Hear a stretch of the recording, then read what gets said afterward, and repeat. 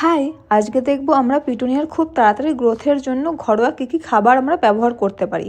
প্রথমে তো প্রত্যেক সপ্তাহে একবারের জন্য হলেও ট্রাই করবে গাছের গোড়ার মাটি খুঁড়ে দিতে, তাতে রুটসে অক্সিজেন চলাচলটা প্রপার থাকবে আর রুটস প্রপারভাবে ডেভেলপ করবে। আর আজকে আমি গাছের গোড়ার মাটিটা খুঁড়ে ভার্মিকম্পোস্ট আর মাটি মিশিয়ে গাছের গোড়ায় দিয়ে দিচ্ছি।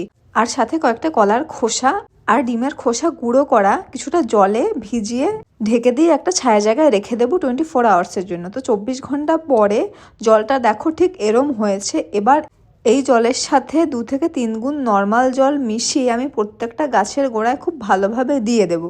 এই ডিমের খোসায় রয়েছে প্রচুর পরিমাণে ক্যালসিয়াম আর এই কলার খোসায় রয়েছে প্রচুর পরিমাণে পটাশিয়াম। তো এই দুটো একসাথে মিশিয়ে যখন আমরা গাছে দেব, ডিমের খোসাটা গাছের গ্রোথ খুব তাড়াতাড়ি বাড়াবে, আর যে কলার খোসাটা ইউজ করেছি সেটা গাছের ফ্লাওয়ারিংটা খুব বাড়াবে, প্লাস গাছের হেলথ খুব ভালো রাখবে।